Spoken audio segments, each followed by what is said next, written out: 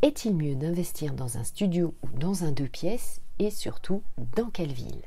Bonjour à toutes, bonjour à tous, je vous souhaite la bienvenue sur ce nouveau podcast. Ici Sophie Vergès. Et bien, dans ce podcast, je vais aborder évidemment la typologie à acquérir d'un bien immobilier. C'est souvent la question que vous me posez. Sophie, est-ce qu'il vaut mieux acheter un studio, un 2 pièces, un 3 pièces, une maison, etc., etc.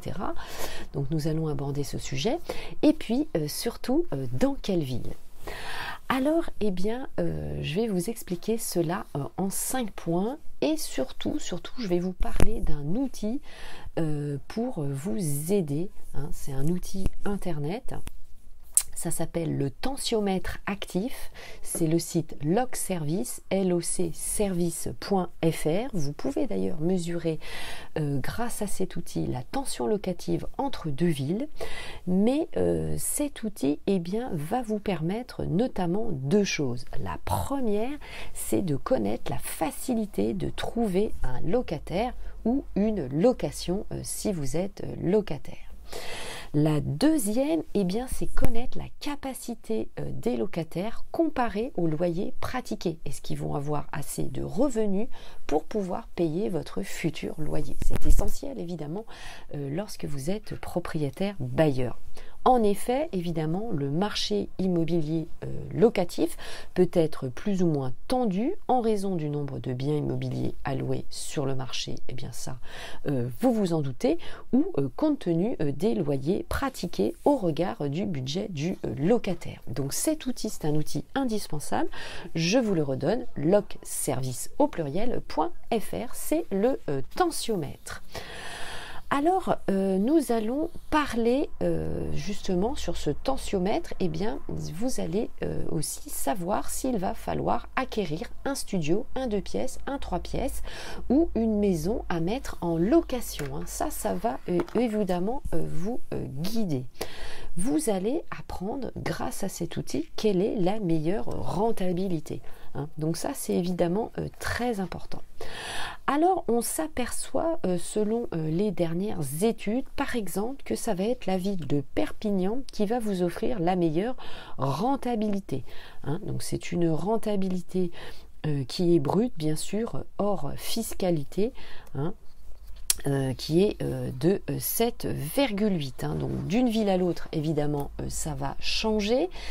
Donc, cette étude, c'est hors la fiscalité, comme je vous le disais, et hors les frais liés notamment à l'entretien du bien immobilier. Donc, vous pouvez évidemment dégrader cette rentabilité. Alors, je vous invite d'ailleurs à regarder, à extraire les chiffres. N'hésitez pas, ce baromètre a été mis en place par Se Loger Empruntis et vous pouvez évidemment l'avoir via Internet. Ensuite, pour les 2 pièces, on apprend que c'est la ville de Limoges qui est évidemment la mieux placée en termes de rentabilité, 7,4%. Ensuite, ça va être Saint-Étienne et Perpignan.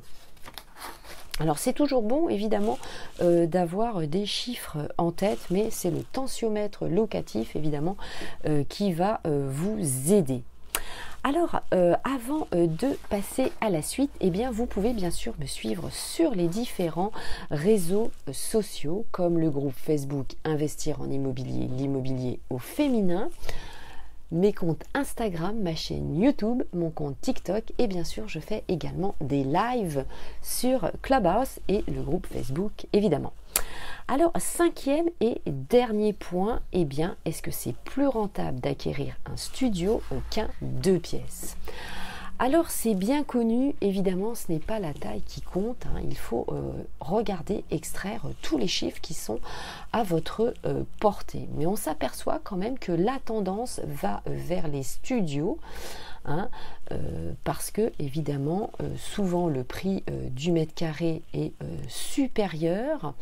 Les loyers évidemment hors charge au mètre carré sont également près de 30% supérieurs à un 2 pièces. Donc évidemment ça va vous amener à avoir une meilleure rentabilité. Dernier point, eh bien attention évidemment à la vacance locative. Qu'est-ce que c'est la vacance locative? Eh bien c'est la période entre deux locataires. Vous savez, la période lorsque vous recommencez à refaire des visites pour relouer votre appartement. Donc, eh bien ça, il ne faut pas évidemment le sous-estimer. Il va falloir le réduire et pour cela, évidemment, il faut choisir un emplacement, une adresse stratégique, dynamique, où la demande est forte et c'est encore le tensiomètre locatif qui va vous le dire. Allez, c'était tout pour ce podcast. Je vous remercie de m'avoir écouté jusqu'au bout. Je vous souhaite bien sûr un très bel investissement. Portez-vous bien et à très vite. J'attends bien sûr vos commentaires. À très vite, portez-vous bien. Ciao, ciao.